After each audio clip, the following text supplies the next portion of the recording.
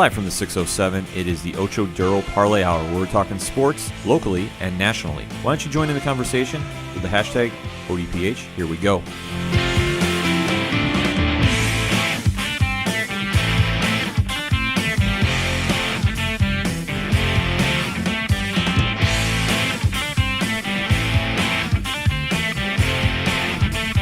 And welcome back to another edition of the Ocho Duro Parlay Hour. I am your host, Ken M. Sitting across from me this week on the sports show is the intern himself, Padawan J. JR who?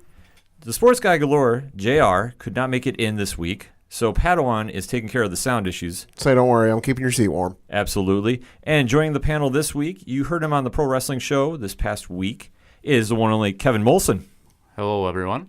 And crashing the panel one more time, giving the NFL draft recap that you need to hear. You read his blog every week on Rolling Those Dice exclusively on the ODPH website, is the one and only Daniel John. Always good to be back, guys. Thanks for having me. Thanks for coming back. Hashtag ODPH if you're talking the social media, and we let in with it. The NFL draft dominated the sports news this week, so starting with Kevin, what was your thoughts on the draft overall?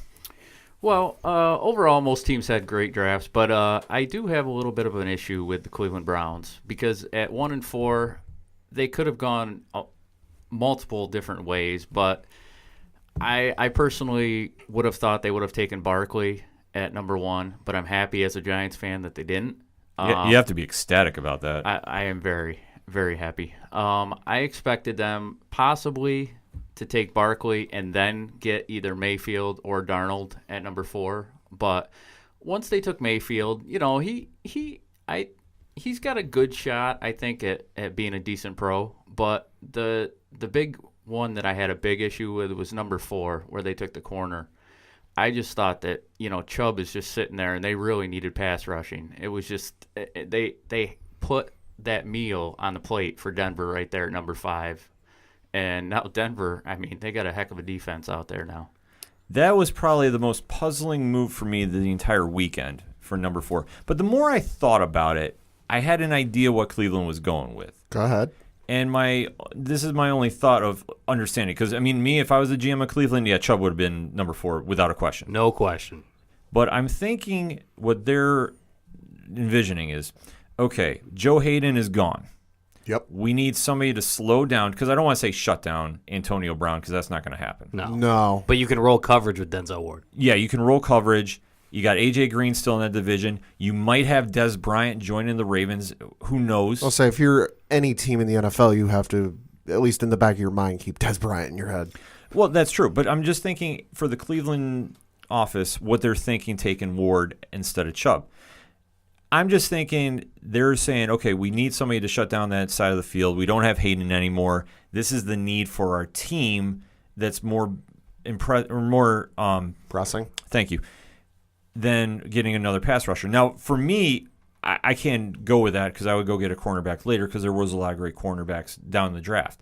To get an elite pass rusher at that level, it's tough to pass up, but I could understand it. I don't agree with it. This is honestly the two deepest positions in this class were corner and running back, and Cleveland was never – a lot of stuff was out there about them liking Barkley. They were never considering Barkley. He was never on their radar at number 1.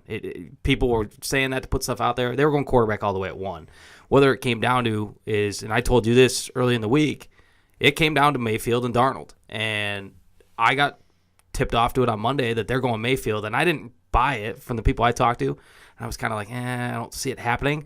And the more I heard on it Tuesday and Wednesday, I was like, they're going Mayfield. I agree with Kevin, though, at 4. I like Denzel Ward. He's a good player. He's a really good corner. He's the best guy in this draft playing corner.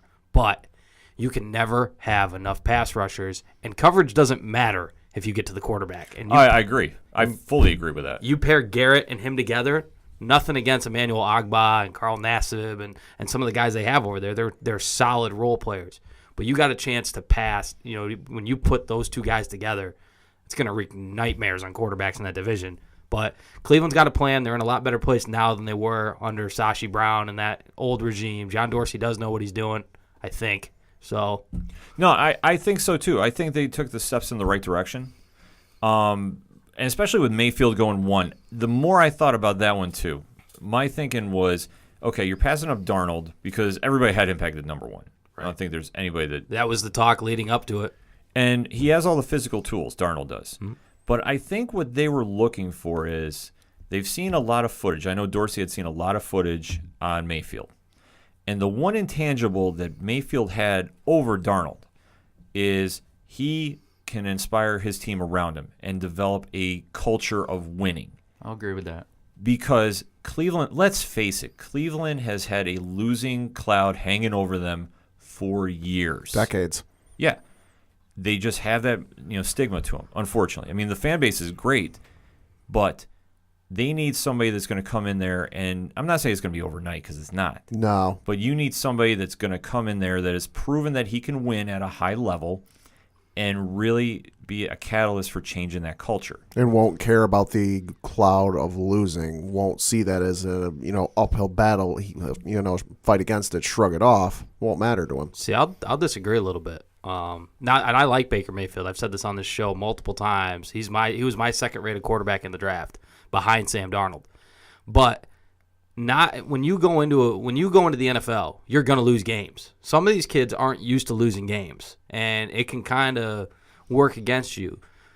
I thought the reason they should have gone Darnold is because he had a tough year this past year. They weren't as good as they were. He learned a lot of lessons. That kid, and I keep using this reference, and it sounds really bad, but he's tougher than a $2 steak, okay? I mean, he is a tough kid, and he can make all the throws. He's still got room to grow, and it's an ideal situation to sit him for at least half the year. Now, he's still got that in New York. I think it's a good fit, but I just think Darnold was the guy to take, but I do think Mayfield will be a good quarterback for them, and I wouldn't be surprised if he starts day one. I know there's a lot of Tyrod Taylor talk, but Mayfield was also a walk-on at Texas Tech. Came in there, won that job over guys that were more talented than him, transferred, went to Oklahoma. They had a kid, Trevor Knight, who was a Sugar Bowl MVP, beat Alabama. He made Trevor Knight transfer. I mean, this kid doesn't come in and not play right away. So no, and I think that's the one intangible that speaks to his character. I mean, I know people were saying, he's too cocky, he's too arrogant. No, he's confident in his abilities because he goes and he works. Right. He is a walk-on, and like you said, he beat Trevor Knight for the position at Oklahoma. Right. So you want a guy walking in the room saying they're the best in the world, thinking it, not just going, you know what, I'm all right. He's got swag. I mean, he has got swag for days, and that's a good thing, in my opinion. I agree. I fully agree because you need that, especially in that culture, because they're coming off one win in 2 seasons. Right. Let's face it, things are not great there. No, they've been better. But if you look at what they've built up, though, that's the thing you got to look at. Now you have a running game. You have 3 good backs. You have Chubb, you have Duke Johnson, and you also have Carlos Hyde. Mm-hmm. You have receivers. If Gordon stays off the extracurricular stuff, you have him, and you have Landry, and you have Corey Coleman. They drafted Antonio Callaway. For the 3 of us on this panel that are Gator fans, we know how talented Antonio Callaway is. 100%. Njoku, the offensive line is very good. The defense has talent. Cleveland's going to win 5 or 6 games this year, and sounds crazy. They've got the pieces to the puzzle. They just have to put it together. They just have to get consistent play out of the quarterback position. That's always – in this league, you either have a quarterback or you don't. There's no in-between here. 100% agree. You definitely got to change it into a winning atmosphere. That's the biggest thing is they're not used to winning. So hopefully for Cleveland fans, they can finally start getting a winning atmosphere where they can actually start looking like a halfway decent NFL team. And that starts at the top. Dorsey, old Green Bay guy, Kansas City GM, they win.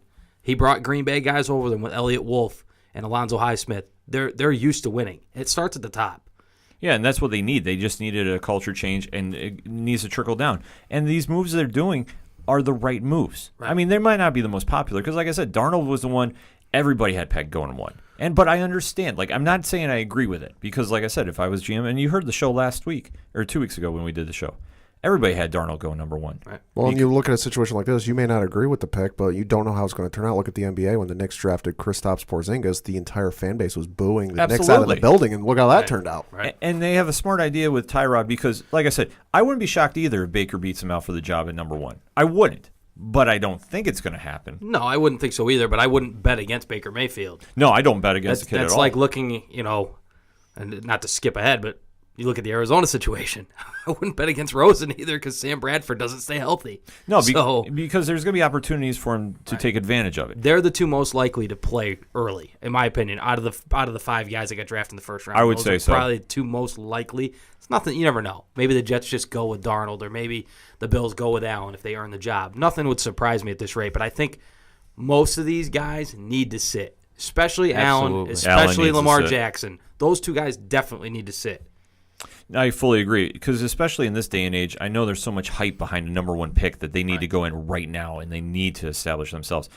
If you look at Aaron Rodgers, I mean, that's the best case that's in recent memory of a guy who sat behind a quarterback and learned the position and learned how to play at an elite level. He sat for what was it, like 4 years? Sat for 3. 3 years. Sat for 3. But, I mean, it also didn't hurt he had Brett Favre. Yeah, I was just going to say, it doesn't hurt you got one of the best of all time. He was sitting but you also got to – but look at Houston. I'm going to use Houston as an example last year. You heard Bill O'Brien all preseason long. You know, the fans wanted to see Deshaun Watson. Yeah. You know, and we all knew Deshaun Watson's a winner in college, okay? But, you know, there's still questions. Does he translate? Does he not? And it was the opening week, and Savage kind of got knocked around a little bit, and they just couldn't do anything offensively. Deshaun Watson goes in there, and he didn't light it up, but you could see the tempo change. You could see the guys kind of lifted up a little bit, you know, watching the game, and you watch the next week, and they still struggled offensively, but he runs off for a touchdown on Thursday Night Football against the Bengals, and it was like, okay, there's something here. Like, this kid's got a spark. And until he got hurt, that offense was dynamic. Oh, yeah. It was dynamic. And that's sometimes you need, especially with the draft, you need somebody that's going to come in there, especially at the quarterback position. Absolutely. That's going to reignite that team. There is no more bigger position in any professional sport than playing quarterback. I don't care. I mean, and I love baseball. I love basketball. You know, hockey, whatever sport you want to choose, but there is no bigger position in professional sports than playing quarterback. If you have a great one, you have a chance. I'll say because it's not like in the NBA where if some guy's off, another guy can step up and rally the troops. It's not like in baseball, you know, Aaron Judge is striking out 4 times. You know, Gary Sanchez steps up and gets, 2-3 doubles. Quarterback is it. Absolutely. If the quarterback don't make a throw, you ain't winning. Absolutely. If the quarterback fumbles the ball, you ain't winning. So now let me pose this question to the panel. We had 5 quarterbacks, I believe, taken in the first round. Correct. So, looking at the other quarterbacks, how do you think they're going to fare out? Starting with Kevin. I think Darnold is a great pick for the Jets because it's something that I think he'll stabilize them a little bit more because the Jets sometimes spin out of control, you know, and they really need somebody that can keep his composure and not get nervous in the big spots, and I think that's a good one. Josh Allen, I'm nothing against him, Ken. I'm not sure on him. He's got a heck of an arm on him, but being that he has accuracy issues, I worry about him in the snow in Buffalo. As far as Josh Rosen, you know, the kid definitely has an ego. There's no doubt about it, and if he can back it up, great. I mean, he definitely has all the tools to do it.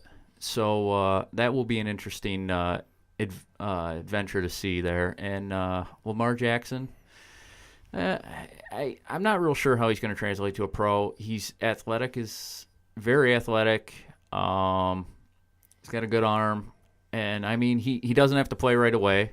You know, like it was mentioned earlier, none of them. I probably wouldn't play any of them this year, barring injuries, of course. No, the only one I see stepping out this year that would make a real impact right away is Josh Rosen. Right. I think that he has got the most potential. I know we were talking to a few people on Instagram. Steve Walker, I know, chimed in saying Rosen was the most likely to see solid time this year. Right. And I agree. I think that if you're looking at all 5 guys that were taken in the first round, that I think Rosen is the most ready right now. I think Mayfield is right behind him for the system that he's in. Darnold and Allen, and I'm saying this as a Bills fan with Allen too, he needs to sit. I agree. And I think the longer you let those 2 sit, and Jackson as well, I think helps. But with the Bills situation, it depends on what they feel with A.J. McCarron, what they got. So it's not the best situation in the world with A.J. McCarron, but then again, it's also not the worst. It could be a lot. It could be Nate Peterman. I mean, let's be honest. I think all these quarterbacks, though, went to a good position for one reason or another. You've got guys that, I mean, if you look at Josh Allen, He fits Buffalo. Because you have a run game, you have a good defense. I mean, the Bills did a good job in this draft of filling some needs. Oh yeah. But you have a good, strong running game. If you have to play him, it's like, okay, well, we're not gonna put him in a bad position. If you go to Lamar Jackson, he gets to sit behind Flacco. They have a good defense. If he has to play, he can run around. You simplify the offense. You go to Darnold. Darnold's got a good mentor in Josh McCown. Josh McCown is not a big name, okay? I'm not saying like Josh McCown's He's not flashy, but he's solid. But he is the best of these quarterbacks to learn from. He is a mentor. He's come out and already said it. My job is to make this guy a Pro Bowler. You're not going to hear any of these other guys say that. Oh, absolutely not. And Darnold is a cool customer. He reminds me a lot personality-wise of Eli. He doesn't do the aw shucks face, but he's got that calm, cool, collected personality about him. Rosen's a fireball. I mean, Rosen's got an ego. Kevin hit it right on the nose. He does have an ego. But the thing I like about the kid, and I'm not just saying this as a Cardinal fan, that kid has something in him. He's been kind of doubted this whole process in a way. Like he's a huge high school recruit. But other guys were considered better than him. He goes across town and he sees a guy that was across town from him who was a lesser recruit go ahead of him in the draft. He sees Josh Allen, a guy that had one offer coming out of community college, and it was to Wyoming. Go ahead of him. He sees a guy that's a walk-on, get drafted number 1. If that doesn't inspire you, yeah, I mean, he says stuff that will probably drive you nuts and make you cringe a little bit, but he's got the talent to back it up, and he's going to a situation where you've got arguably one of the top 3 running backs in the league behind you. You've got one of the greatest receivers of all time to throw to, whether it's a year or 2 he gets with him. You've got a great defense. New head coach that believes him in. Mike McCoy is a perfect offensive coordinator for him because Mike's creative and he will give him stuff to chew on, will keep him engaged. Mm-hmm. I still think Bradford starts the season for the Cardinals, barring injury, but we all know unless you're wrapping Sam Bradford in bubble wrap, he's going to get hurt at some point. So I do think Rosen plays this year. I agree. I'd have to say probably Sam Darnold because I know a couple of Jets fans, and talking to him last year, it's like name me one person on the team who's really a leader with that team. We know what's funny with the Jets? What did we talk about going into last year? The Jets were tanking for Sam Darnold. Yep. Right? Everyone was saying they were going to be like, and whatever. We said this on the podcast a couple weeks ago. Mm-hmm. I mean, you would have told me before the season that the Jets win 4 or 5 games, I would have told you give Todd Bowles the coach of the year because that roster is terrible. Yeah. I did say that on the show. You did. Yes. You did. And I'm a big fan of Todd, getting to know him a little bit through friends of mine that know him out when he was out in Arizona. I like Todd as a coach. I think you got to give him a chance, and I think he'll do a good job there. He will build up a good defense. But they wanted to tank for Darnold. It took a couple trades to make it happen, but they got their guy, and they got him at 3. I mean, it was perfect for them. They got the guy they wanted, and I think all these teams pretty much got the guy they wanted, which does not happen very often in an NFL draft. Usually you're settling. The only team that didn't get their guy, Arizona wanted Josh Allen. That was their guy. But Rosen was a nice compilation prize for them because they do believe in him. Well, I think this quarterback class that they had coming out, even with Pittsburgh coming in the 3rd round and getting Mason Rudolph. Lauletta to the Giants was a nice value pick for the Giants since they didn't take a quarterback earlier. But going in with that, I think every team that got a quarterback this year really filled a need. Not saying that it was going to be a starting need, but if they needed somebody to learn the backup, would be the one for down the road. I think they all did well. I mean, the only question you have is, okay, who's making the biggest impact at the beginning of the season? I think Rosen does too. Allen, being a Bills fan, is going to be a project. He could either be, the next great quarterback for them, or he could be Ryan Mallett or Jay Cutler. He has the most upside of any quarterback in this draft. It's not close. Like I use a lot of comparisons with these quarterbacks. It's an easy way to do it for people. Like with Josh Allen, he kind of has a lot of Cam Newton in him. Mm-hmm. He's going to be a boomer bust guy. I don't think there's going to be an in-between. With Josh Rosen, I think he's a better armed version of Matt Ryan. He's not as athletic as Matt, but his movement skills inside the pocket is very good, and he's got a little bit of a better arm. You look at Baker Mayfield, a lot of people want to compare him to Drew Brees or Russell Wilson. I think he's a better man's version of Case Keenum. I think that's a better comp for him. And then if you look at Lamar Jackson, Michael Vick's the guy that everybody compares him to. That's fair. They're both very, very athletic. And then you look at Sam Darnold, and Sam to me is kind of he doesn't have the arm of Roethlisberger, but he's got a lot of Ben's tools. When Ben came out, he was younger. He could move around. He could make plays, extend plays. So there's comps for all these guys, and we all know this. All these quarterbacks taken are not going to pan out. Right. We all want them to. It's a law of averages. Right. It's a law of averages. But you got 5 in the first round. There's a good chance 2 of them don't make it. If if it was to me to tell you that, I'm not a big believer in Lamar Jackson. I respect the kid. He's an athletic as all get out. He's got all the tools have developed right, but I'm not a believer in him. And you look at the other 4, so chances are pretty good. 1 or 2 of them's not going to pan out. But if you develop them the right way, maybe they do. I mean, quarterbacks that are coming into this league right now, the NFL teams have done a better job of managing them and scaling things back and saying, okay, well, we want you to do this. We're going to adapt to you, not you adapt to us. Mm-hmm. So if these teams do that, it might work out. You don't know. There's a lot of potential in these teams, but that is what we're thinking about the NFL draft. But hit us up on the hashtag ODPH. Let us know what you think. We're going to take a quick break. We'll be right back. Hey, this is Brian Wolf from Fair City Fire. You are listening to ODPH, the greatest podcast in Binghamton. Woo!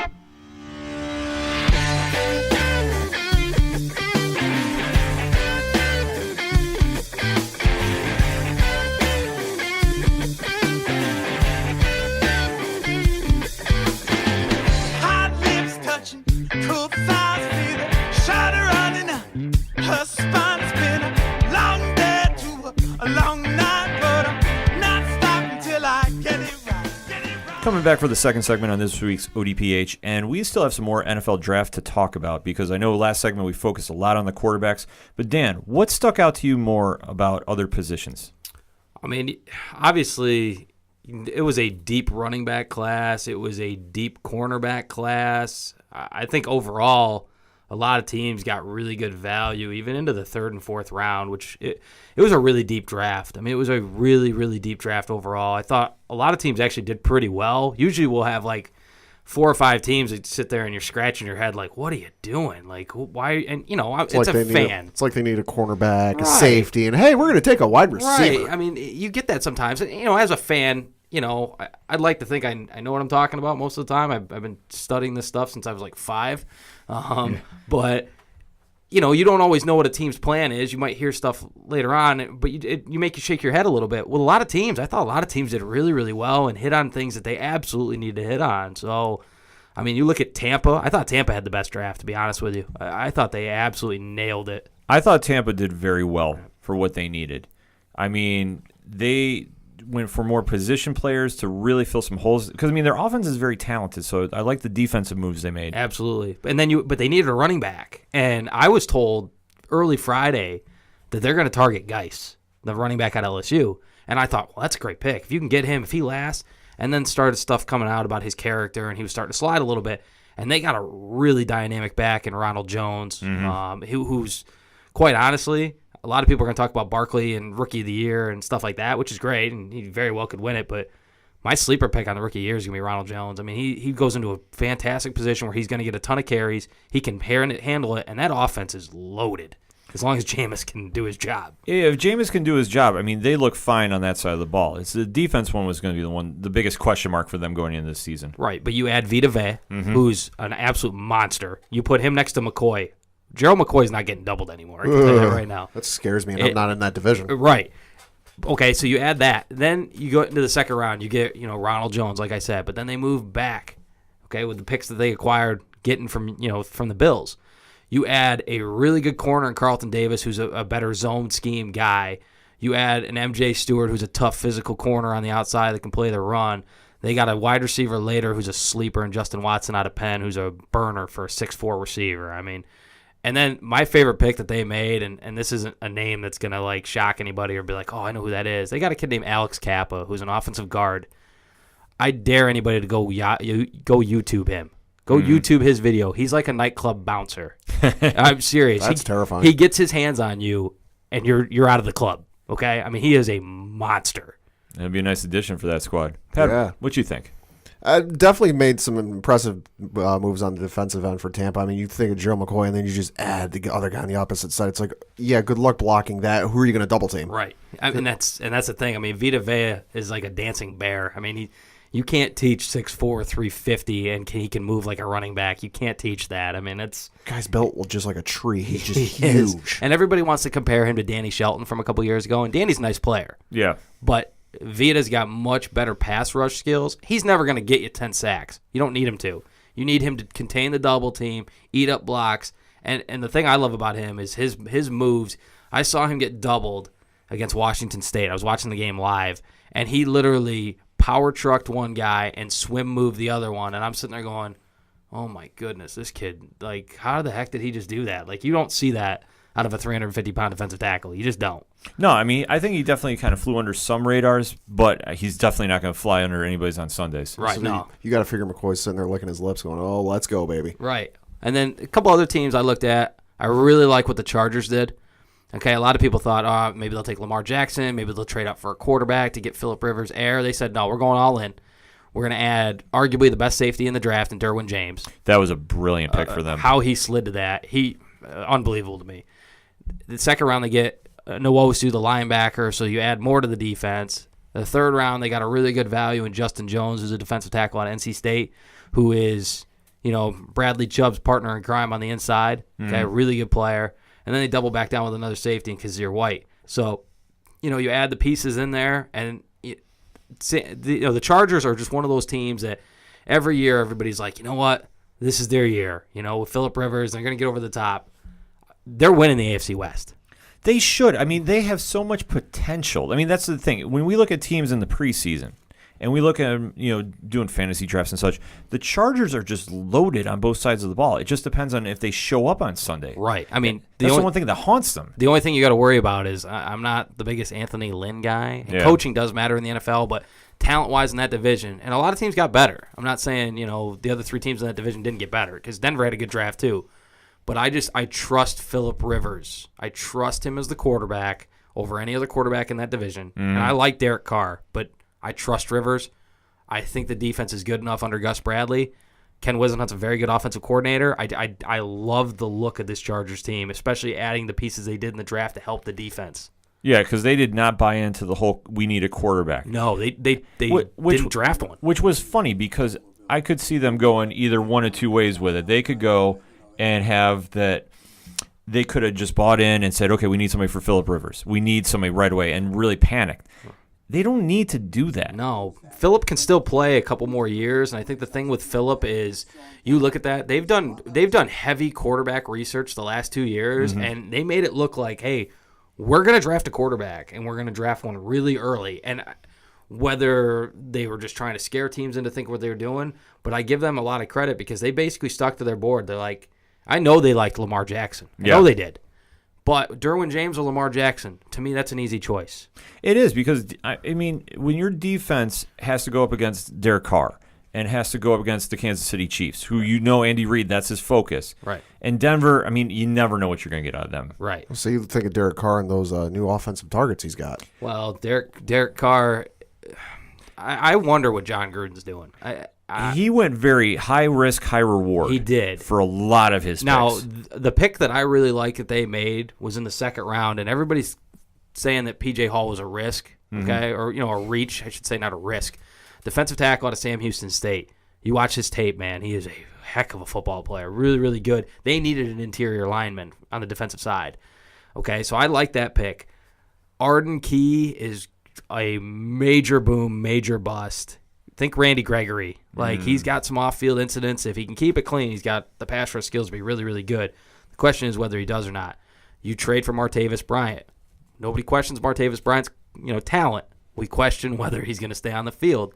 And to me, like the thing that made me shake the head the most for me for the Raiders was in the first round, they wanted Mike McGlinchey.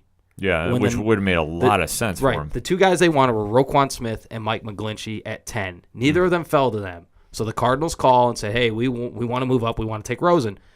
Okay, great. I mean, you're the Raiders. You can move back. You want to collect picks. We all knew that. That's fine.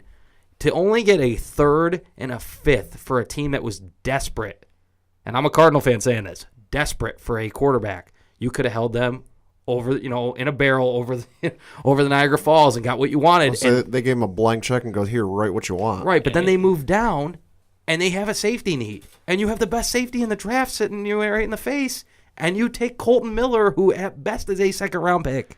Yeah, I mean, it was one of those head-scratching moments because, like you said, for them to drop down, where you look at what Buffalo had to do with Tampa Bay to move up, five positions? Yeah, Something like that. You moved up from 12 to 7. Yeah, and we gave up our 2 second-round picks. 2 of yours, yeah. And you still had you still had enough. Whether we dislike or like Josh Allen, the Bills were convicted on it. I give them credit. You go get the guy you want, and then you move up again and get a phenomenal linebacker. I tell you what, when Edmonds fell that far, I about freaked out because I was like, you got to be kidding me. To get him where you got him was great value, and then on top of that, you guys still added pieces later. Harrison Phillips was a great value. Yeah, I when you love got that him. pick too. Good defensive tackle. Reminds me a lot of Kyle Williams. Yes. They're like clones. I've seen now on Twitter and social media too that people are now doing like the face swap with him, and they look identical. You know, it's just like the same frame, same makeup, same everything. He's got a year to learn from Kyle, and then he takes over from Kyle. And then I thought another value pick for you guys was getting Wyatt Teller in the 5th round, Virginia Tech offensive guard. He's got a lot of nasty in him. He's what Sean McDermott will love in an offensive lineman, and you plug him in, and he kind of fills in for incognito. Whether he starts right away, I don't know. It depends on how he develops, but he's got potential to be a starter in this league. So there are things I liked what the Bills did. The Giants had a good draft for the most part, even though, and yes, I was wrong. I guaranteed that Barkley wouldn't go in the top 5. I got that information the next day after filling in on the podcast, so I was kind of mad about that. But, But that's the one thing about the draft. It's so unpredictable. Right. I mean, like we said, Kevin Molson, who was actually here for the first segment, actually ran out to go buy a Barkley jersey at this moment. Is that what he's done? Hottest selling jersey in the league, from yes, what I hear. he was getting some messages that he had to go down right now to go get a jersey. And I've said this from the get-go. I have nothing against Saquon Barkley. Do I think he's going to be a good player? Absolutely, I do. I think he's going to be a really, really good player. I just wouldn't have taken him at 2. They desperately need a quarterback for the future. And in this kind of draft, let's just say Kyle Lauletta doesn't work out. And I like Kyle, but, you waited till the 4th round to get him. That's my only knock with the Giants. I would have taken Sam Darnold at 2 if I was them. But the rest of their picks, they got a really good player in Will Hernandez in round 2. The 2 guys they took in the 3rd round, Lorenzo Carter and B.J. Hill, are really good players. The Giants definitely do need a quarterback. There's no doubt about that. But the thing with Saquon is Saquon will take some of the pressure off of Eli, much like you see Ezekiel Elliott and Dak Prescott in Dallas. Now Saquon and Eli right now is a Band-Aid, with an open wound that you need to fix desperately because you're bleeding blood there. I don't see anything with Eli over the last 2 years that makes me feel like, and I like Shermer as a coach. I think he's really good at developing quarterbacks, so he could easily prove me wrong here. So Giant fans, don't strangle me. But Eli's done, in my opinion. He's done. Now, Barkley can help. Beckham being healthy will help them. There's no question about that. They're playmakers.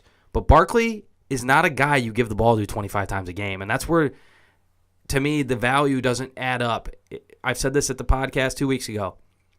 23 out of his 38 collegiate games, he did not go over 100 yards. That's eye-popping to me. That is a very scary statistic, especially with how run-oriented Shermer's offense is. Right. I mean, that's the most telling thing. And if that's not worked out, he's going to struggle this year. I'm not saying he's going to be a bust by any means, but what I'm saying is for the hype that's behind him right now. Right. Everybody's like just giving him the Rookie of the Year trophy right now. This reminds me of the year Reggie Bush was going against Mario Williams for the number 1 pick, and everybody was like saying the same thing, like Reggie was going to redefine the franchise and get multiple Super Bowls. I think it's too much pressure to put on him. And I think it was too much pressure put on Reggie when he came out too. The difference between Reggie Bush coming out was unlike anything any of us have probably ever seen from a running back position coming out in the NFL. But to me, like just going back the last couple of years, I don't think Saquon Barkley is better than any of the 3 backs that got taken early the last couple of drafts. I don't think he's better than Zeke. I don't think he's better than Fournette. And I definitely don't think he's better than Todd Gurley. Is he better than Melvin Gordon? Yeah, I do think that. But the other 3 guys, they're overall better players because they're guys that can run between the tackles. You can give them the ball 25 times a game, and you don't have to worry about it. Barkley adds added value in throwing in the ball. That's where his value is. Yeah, that's where he really does well. Yeah, and excels at. He's a Le'Veon Bell type of back, but I don't think he can carry the ball as much as Le'Veon does, if that makes sense. I'm not trying to knock him. I think the Giants had a good draft, but I don't see the value in taking Saquon Barkley, number 2, and all the talk about he's the best running back people have seen in 25 years. That drives me nuts because he's not. I'm sorry. He's just not. The jury is going to be out for a while because, there's so much hype behind him right now. Oh, yeah. That unless he comes out and is really producing at an extremely high level, right? It's going to be what it's going to be. Right. Is he going to be the next Ezekiel Elliott? Who knows? Maybe. And that's the great thing. He can shut me up really quick by having a great year. Yeah. I'll shut up real quick. I'll give him all the credit in the world. I have nothing against the kid. But like you say, I mean, you look at the tape in college. I mean, and that's the thing. You can't. He disappears. You can't knock that footage. He I mean, it is what it is. I watched the Ohio State game. That's the best game to use because you're going against. That's probably the most talented team they went against all year. He had the opening kickoff. They took for the house. Great job. Great route. Took the lanes he used. Got in the end zone. He didn't do a darn thing the rest of the game. And it's like you got it. That's your biggest game of the year. This is Ohio State. They've got pros everywhere. You've got to show me something. Yeah, you definitely have to show up, and you really got, and especially in those spotlight games, because honestly, if you take a look at it, I mean, that's what probably got Baker Mayfield the number 1 pick. Yeah, you look at bowl games. I'll say the barn burner bowl game. Yeah, but you look at it. But he showed out. He played well against Ohio State. Mm-hmm. He played well against TCU. Even though they lost, he played well against Iowa State. He played well against Oklahoma State. Baker didn't have a bad game where you sit there and go, Say that bowl game, he had what, 500, 600 yards passing or something absurd like that? Christmas. He lit up Georgia's defense, and Georgia had a ridiculously talented defense. Yeah. I mean, you're talking about guys in Roquan Smith was a first-round pick. Lorenzo Carter was a third-round pick, but they got guys next year that'll be first and second-round picks. That defense is loaded. But that's what we're just saying with this is the GMs and the owners look at players coming out of college. These games matter. Absolutely. Yeah. And they can make or break your position. And now there's a tremendous upside to Barkley. Is he going to live up to that potential? Jury's still out. Right. I mean, it might if we talk to a lot of Giants fans. Like I know if Coach Duffy was here, I mean, he had an obligation to this week, so he's not on this, but I'm sure he's going to blog about it. Between him and Molson, I mean, they will say Barkley was their guy, and they are fully all in on him, which is great because that is the one piece that the Giants needed for their offense currently as it stands. Right. Yeah. So that was a great need pick. I'll tell you the other team, this is going to hurt me to say this, the other team that really I thought had a good draft, and people are criticizing them because they didn't take a wide receiver early and all this other stuff, but the Cowboys had a really good draft. Like, they did really well. Van Der Esch is a really good linebacker. I know Rod Marinelli, their defensive coordinator, thinks he's Brian Urlacher Jr. Like, it's a heck of a comparison. That's a great comparison. I mean, that's a lot to ask out of a kid. He's really good. But then in the second round, you get Connor Williams, who was a really good value pick, and they're going to move him inside to play guard. That offensive line's already good as it is. You're adding. Michael Gallup's a guy in the third round that they got who is a guy I loved as a receiver. This is a really, really tall comparison for me to say this, and for me to say this about the guy, it means I really like him. Anybody that knows me, I love Anquan Bolden. Michael Gallup is like a light version of Anquan Bolden. He's physical, he blocks, he's tough, he goes over the middle, he catches everything, he's got vice grips for hands. And then, they just continue to pluck guys away throughout the draft. Dalton Schultz was a good pick for them, a tight end, because they need to replace Witten now that he's more than likely going to retire. They got a good value pick in Cedric Wilson later to play wide receiver. Dallas hit a lot of things. They added Tavon Austin through a trade. I don't like Tavon Austin, but they're going to use him the right way as a running back instead of a wide receiver. Dallas did a lot of things to upgrade themselves and to help Dak. And I think, in my opinion, addition by subtraction, getting rid of Dez will help Dak Prescott this year. I think so, too, because, the wide receivers they got for their wide receiving core now are more route runners. They're more built for Dak's system. Right. He knows where they're going to be. It's hard to expect anything out of a rookie wide receiver, okay? There are guys in this draft, like Christian Kirk's a kid, I think will come in and make an instant impact. There are receivers in this draft that will make it, but it's hard to expect a lot out of a rookie wide receiver. But there are guys that will make impact because they do. I do think Gallup's a guy that will make an impact. I'm not saying he's going to catch 80 balls and have 1,200 yards. He might catch 50. Yeah. That's fine. You're a rookie. Just make an impact. I do think he'll do that. And for Dak, it's easy when you've got a guy that you know is going to be where you need him to be on a route instead of wondering, is he going to be where I need him to be? Is he going to catch it? And is he not going to complain when I don't get him the ball? That's huge. That is huge. There's a lot of potential for each team that grab players in the draft.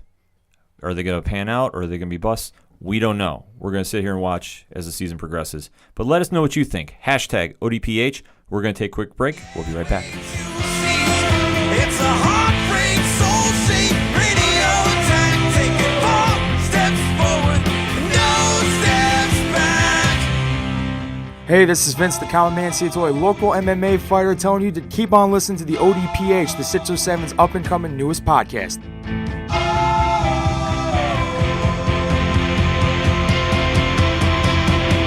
We knew right where we'd be, floating on the airwaves, you see. It's a heart-free, soul-shaped radio attack, taking 4 steps forward and no steps back. We knew right where we'd be. Coming back for another segment on this week's ODPH, and we've talked a lot of football, but there's some other sports going on. Notably, something in the NBA. Absolutely. It is playoff time for the National Basketball Association. What's your thoughts on the playoffs so far, Pat? I'm thinking LeBron is not the dominant run through the East force we think he is. He's still one of, if not the best player in the NBA right now, but there's some chinks in the armor, as it were. He is the force. He doesn't have any help. And guys, I do more things than football, just so you know. I'm just throwing that out there. Yes, as you can read on his blog, Rolling Those Dice, exclusively on the ODPH website. I love LeBron. Okay, I am a LeBron apologist. What he did on Sunday was ridiculous. I mean, I think the thing that drives me nuts when I hear people go, "Well, LeBron's not clutch," or he's not Michael Jordan. You're right, he's not Michael Jordan. There's only one Michael Jordan, just like there's only one LeBron James. I mean, the guy's a stud. He does anything he needs his team to win. He wills his team to victory. The guy plays 48 minutes the other night, and this Cleveland team. I was wrong. I wrote about it on the blog that I thought they'd have a run through the East. So I was wrong on that. They're going to be lucky to get through the East. Well, and I know we were saying after all their trades they did the one day where it was like, 3 in the course of 45 minutes or something? They just where are they going to go? Dismantled their team. We were sitting here going, what are they doing? What are they going to do? I think they're looking ahead. He's not staying. I hate saying that because I'd love to see him stay in Cleveland. I love Cleveland. But here's the thing with me about that, and you know where I go with LeBron too, because I hated how he left the first time. We all did. I think everybody did. But the fact he came back, he didn't have to. Right. No. He came back and he got them a championship. He has nothing left to really prove to the fan base there. No. He has done all he can do. He's got one of the worst owners in sports. Yes. The only guy in the NBA that's worse than him is Robert Sarver in Phoenix. James Dolan. James Dolan. Okay. James Dolan. We'll do a tie with Dolan and Sarver. Yeah, They're both bad. We can tie that one. But my point is with this, is LeBron is doing everything in his power to get one more before next season. Right. He is a one-man show. The rest of the Cavs, where are they? I don't know. They're on a milk carton somewhere missing. Yeah, I mean, that's the only way to describe it. And this is the worst time a team can disappear. And LeBron knows this and is just playing out of his mind. He has to play hero ball. But he does it in a way that still involves his teammates, unlike a guy that just got eliminated from the playoffs over the weekend. But the thing I love about LeBron is he gets it. He understands. He has a legacy. Yeah. He has a legacy. A lot of people think, he's lost more finals than he's won and all this stuff. And I would argue, all right, look at the teams he's had.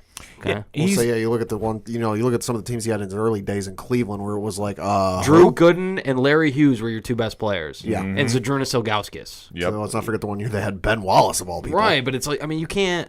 He got to a finals with those guys, and it was him. He literally willed them. And I wasn't always a LeBron guy. No. I didn't like him early in his career. I'm like, this guy's not, he's overhyped, he's overrated.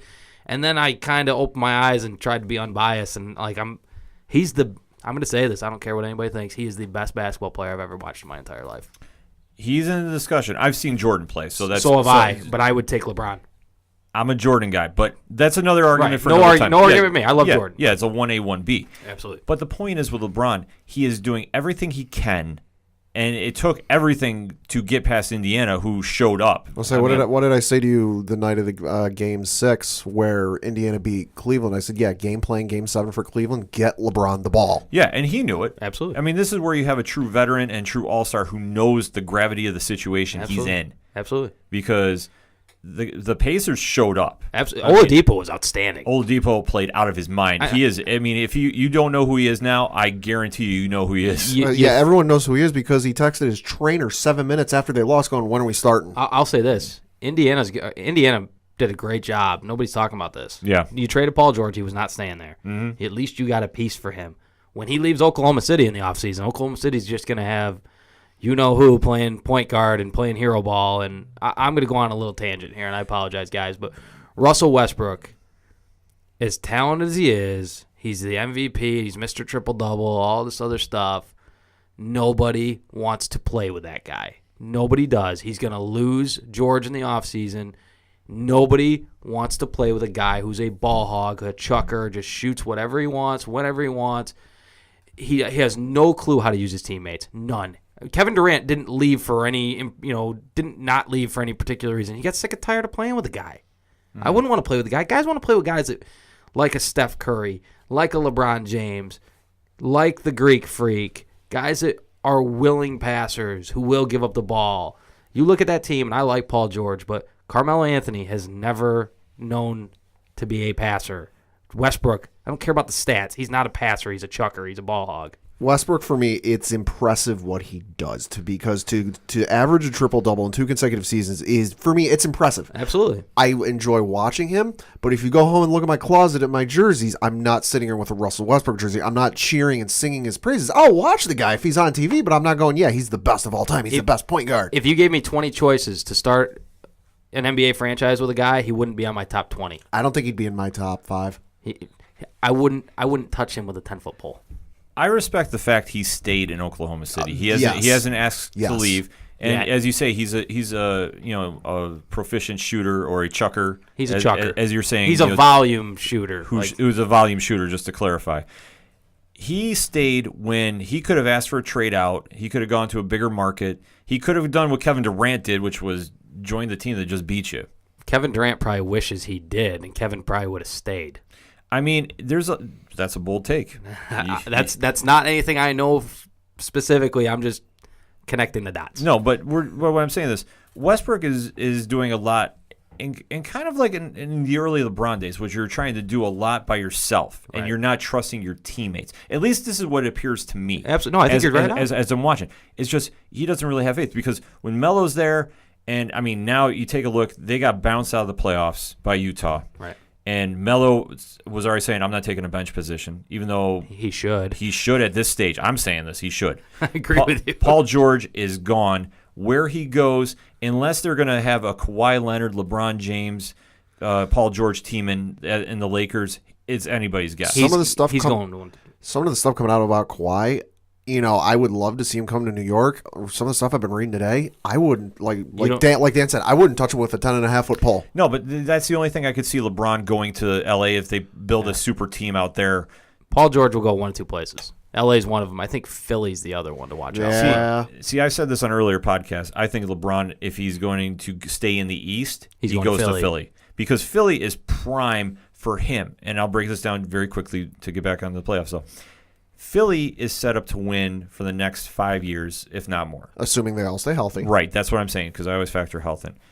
LeBron is now going into, I'm not saying the decline, but let's face it, he's got a lot of tread on the tires. He's on the back nine. The sun's starting to settle a little bit. So, obviously, as he's aging in his career, Father Time is going to catch up with him eventually. Also, because you remember, it was how many years consecutive he went to the NBA playoffs and the NBA championship, and then 7, isn't it? And then how many of those years he also went and played into like August, going to the Olympics? That's a lot of wear and tear. But here's the thing that nobody's talking about, though. Philly's already got their LeBron. Right. No. Oh, yeah. No, but what I'm saying is, if he wanted to go and stay in the East, right? Because at this stage, I don't think he wants to be the main guy in the West. I'll give you a team to watch out for with Houston. Him. Houston's the team to watch out for. That's the other team I think he goes to. I don't think he's going to the Lakers. I don't. Unless they build a super team. They're not doing it. He wants to be surrounded with shooters. Well, guess what? You got Chris Paul and you got James Harden. You look at his best years, in I'll just say Miami, where he was a focal point, but he wasn't always the focal point. I mean, the one NBA Finals, what's it remembered for? Ray Allen hitting that three. Where he stepped out of bounds and nobody saw it. You had Dwayne Wade, Chris Bosh. He has always flourished most when there are support players around him who aren't going to ghost him and go on a missing milk carton. Well, he's always going to be the focal point as long as he's in this league. I mean, let's just face it. He's LeBron. He's the face of the league. The NBA is in a great position right now because they got so many young superstars that are coming into their own. But he goes to Houston. If he were to go to Houston, Harden's the guy. I mean, Oh, he doesn't yeah. have to be the guy. But that's what I think he's going to look for after the season. Right. So depending on how this all plays out, I think, unless there was some dramatic turn and Dan Gilbert leaves Cleveland, then he stays. Most of Cleveland would be cheering for that. Right, but that's what I say, because I know he wants to go buy the Pistons, last I was reading. If I was a Cleveland fan, I'd front him the money to go buy the Pistons. But that's your only option. So, but getting back to the playoffs, though, LeBron is doing everything he can to get one more championship. I agree with you 100%. I think the most impressive thing to me in this playoffs, outside of LeBron being LeBron, I wrote off the Celtics in round one. I did. I wrote them off when they lost Kyrie. When they lost Kyrie, I don't know what you want to call it, but I looked at that and I'm like, wow, Milwaukee's got this guy and this guy, and they got all this talent, and I'm thinking, they're not going to get out of round one. There's just no way. There's just not going to. No Kyrie, and they've been missing Gordon Hayward since game one. But Terry Rozier has been the best player in the playoffs. Rozier is playing out of his mind. He's been unbelievable, and I heard this today. Kind of flipping through during the day, just kind of writing notes down and whatever. And Brad Stevens as a coach is unbelievable. He's looking like a genius. He pushes all the right buttons. He doesn't have the most talent, okay? I mean, this Celtics team, if they had Hayward and Irving, yes, they'd be ridiculous. But they don't. He's got a rookie in Jason Tatum who's lighting it up and makes Danny Ainge look like a genius for trading with Philly and getting him, okay, when they could have got him anyway at one. Okay, so you do that. Then you got Rozier. Al Horford's playing the best basketball I've ever seen Al Horford play, and he's a good player. But he's just pushing all the right buttons. Marcus Smart, you name it. Whoever he puts in, it works. They beat Philly last night, 117-101. They beat the snot out of them last night. Philly looked all that time off, really caught up. They're not. Philly's not ready for prime time. They're not ready for prime time yet. They're going to be really good in the future. They're going to be really good. I mean, right now, but they have a strong test because, like you said, Rozier is playing out of his mind. Tatum is stepping up with him. Horford, I mean, he put up 26 last night, and he was hitting threes. Yeah, but that just shows you. I mean, Stevens is getting the most out of his team, and especially that's a young team still, right? And he knows, especially look at the success he had at Butler. And he got those guys to what? Back-to-back Final Fours? Back-to-back Final Fours. Lost to Duke and UConn. Back-to-back years. Two really good programs. But as we're saying, though, he knows how to get the most out of young talent. Absolutely. And I mean, obviously, losing Kyrie Irving is a huge, huge blow. I mean, right. And he's done it without Hayward all year. Yeah, Hayward too. But that shows you what they got in Boston. I mean, and I think this one is going to be a 7 series against Philly too, because I think Philly's going to hang with them. Does this not remind you? And most of us were old enough to remember this. You remember the '80s with Philly and Boston, Dr. J versus Bird, Moses Malone, McHale. I mean, they had some brutal matchups. Yeah, you're going to see this over the next couple of years because these two teams are not going away. No, because I think this is going to be. I think whoever wins this series wins the East. I agree with you, actually. Because you know what? I think Cleveland has had Toronto's number. And I just think I think LeBron has got one more run in him. But I think no matter who he faces out of the winner of Philly or Boston, I think that's the one that gets there for the East. I'm going to recant my statement from earlier because I'm sick of counting the Celtics out, and I'm sick of the Celtics making me look like an idiot. I can do that on my own. I'm taking Boston, and I think Boston gets to the finals. I think they're going to get whooped by Golden State, but I'm taking them to go to the finals because I believe in Brad Stevens. I'm a Brad Stevens fan. Mm-hmm. I would give up anything I could outside of Devin Booker and Phoenix to get him as my coach. I mean, he's that good. Looking at the Celtics season as a whole, it plays like a sports movie. Like, you start off the season, expectations are really high. You got these two all-star caliber players. One of them, goes down the first game of the season. Then right as the playoffs are about to start, you lose your star point guard, and then you keep winning in the playoffs. Right. It's almost like the Eagles. Yeah, you got to think about that too. And then, taking a look at the flip side of the board with the West, it's going to wind up being Golden State and Houston. I think Utah has a nice run in them. But I think Houston's just got too much star power. And Curry is playing game. Yeah, he's playing game tonight. 2. Yeah. Listen, Houston's a great story. I want them to go. I'd love to see them go, I think it'd be something different. They're not beating Golden State. Sorry. Golden State is just in that era right now where it's their league and it's everybody against them. Absolutely. And they know when to turn it on. Yeah. That's the difference between them and Houston. Golden State looks at it like, all right, you can have the 1 seed. That's fine. We don't need it. You do. We don't. Yeah. We're going to come in. We're going to come into your building. We're going to hit 25 threes and run you out of the court. And especially if Curry's healthy.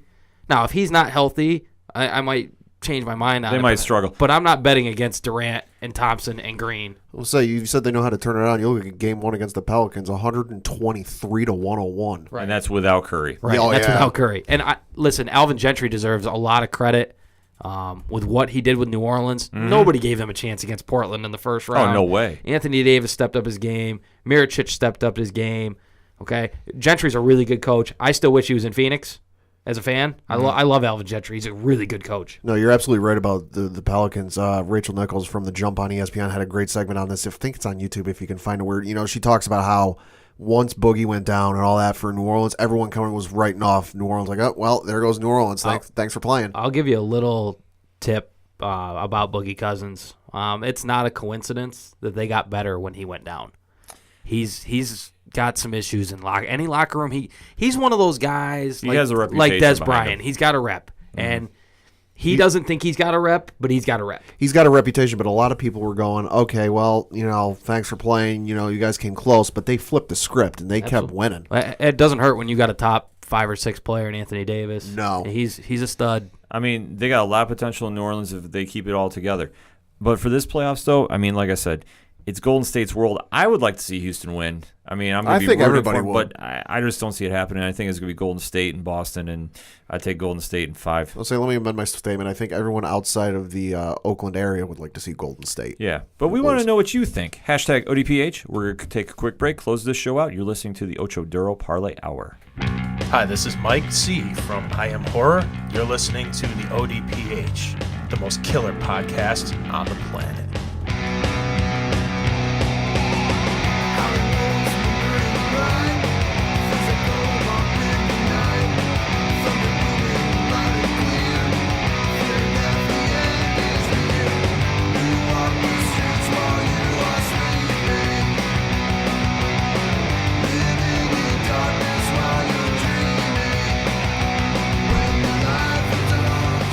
Coming back for the final segment on this week's ODPH, but before we round those bases and go home, we got the local minute. Pad, what you got? So, Binghamton Rumble Ponies this weekend are on a 4-game homestand. Thursday, Friday, Saturday, and Sunday, they are playing the New Hampshire Fisher Cats. Thursday, 6:35 p.m., Friday, 7:05 p.m., Saturday, 3:05 p.m., and Sunday, 2:05 p.m. And turning to the standings, they are right in that fight, sitting in third place behind the aforementioned New Hampshire Fisher Cats, who are in first place. Trenton Thunder are in second place, and the Rumble Ponies right there in third, only 3 games out. Make sure to go out and support the Rumble Ponies. And I know Excite Wrestling just officially announced ticket information on their website for their Excite experience at Nice Egg Stadium. So not only can you go see the pro wrestling show, you can go see a baseball game too. So for more information, check excitewrestling.com or bingrp.com for Rumble Ponies action. Get out there and support the stadium. Yes. And support the team. And another local minute, I got to give a shout out to Luke Visengard from Crow's Nest MMA. Yeah. He is the King of Lisle is his nickname. Gladius Fights champion at the light heavyweight division. He won at Gladius 31, 30-27 unanimous decision. So shout out to Luke. We're going to have him on the show later this year. We're trying to work out the date with him and the common man, Vince Ciatoli, coming back on for one heck of an episode. So we want to make sure we say congratulations to Luke and check out Crow's Nest MMA for more information on the premier fight team in Binghamton. So to start off the round of those bases, Daniel, what you got for us? Well, I'm just going to plug the blog a little bit, guys. Absolutely. Basically, I've been slacking a little bit, guys. So anybody that's been reading the blog, it's been crazy with the draft, trying to do everything with that. But coming out this week on Rolling Those Dice, we're not going to do draft grades because you can't grade a draft. I mean, you're not going to know really what is what for a few years. But I'm going to give you thoughts on each team, and we're going to go division by division. So, you can look over the next day or so. You're going to see the NFC East, AFC East, and we're going to do each division in each conference, by day and give you some thoughts on each team. I don't think there was really a bad draft out there, so you're not going to see anything really negative. I mean, maybe the Seahawks. But basically, that's kind of what we're going to do. Plug it a little bit, and hope everybody enjoys it. And we always want your thoughts, so you can always tweet me. Okay, I mean, I'm always available. I'll always respond. I mean, that's just kind of how I am. At CardsFan1121. You can bring your hate. You can bring the nice comments. It doesn't matter. It doesn't faze me. So But we definitely want your interaction and want to know what you think about everything. And you can definitely find Rolling Those Dice on OchoDuroParlayHour.com with links to our social media too. So we just want to make sure we plug that. But Dan is always there, ready to talk sports, good, bad, and ugly with you. And definitely hit him up on Twitter because he does answer that no matter what time you send him a tweet. Yeah, you could do it at 2. I'll probably respond by 2:02. This is true. He is lightning quick on the tweets. So make sure to hit him up. Pat, what you got? A little bit of baseball information. Couldn't miss filling you in on some baseball. New York Yankees just lost their first game after winning 9 straight. Run into a bit of a buzzsaw with the Houston Astros. Thought they might have had a shot last night. Not going to get any easier tonight as we record or the night after. They're facing Justin Verlander tonight and Dallas Keuchel tomorrow night. Lord have mercy. Also, Didi Gregorius named AL Player of the Week last week. 4 home runs, 10 RBIs. But that's not even the craziest part of this past weekend. You had the Pittsburgh Pirates starter Nick Kingham, if I'm pronouncing that right. Apologies if I'm not. Made his Major League debut over the weekend. Had a a perfect game going into the 7th inning in his Major League debut. The other thing I saw that I could not believe, the Chicago Cubs recently beat the Milwaukee Brewers and shut them out for the 5th time in a month, which is the first time since 1910 that's happened in the major leagues. Get him with those stats, Pat. Oh, my Lord. Don't forget about the Diamondbacks, too. They're the first team in 100 years in the National League to win every series they've played in to start the year. I saw, I think it was SportsCenter, somebody posted about this. I was like, are you kidding? I had to go like look and make sure. They're crazy. They're not on a crazy win streak or anything like that, but they're winning every series they play in, and they're doing it shorthanded. I mean, you're missing Lamb, who's a really good player for them, and Robbie Ray just got hurt. I mean, they're missing pieces, and they're still getting it done. Torey Lovello is a outstanding manager. And especially, too, with L.A. now, Corey Seager's out the year. Oh, that's blowing for them. Arizona has a lot of That's their division to win. Like I said, they have a lot of opportunity out there. And the Yankees, I mean, everybody's writing Boston to the World Series. Chips aren't awarded in April. Exactly. We don't give out chips in April. And Didi is red hot. That boy is on fire. And if Sanchez is starting to hit, I know they've got Judge. I know they've got Stanton, who can hit a ball from New York all the way to Japan.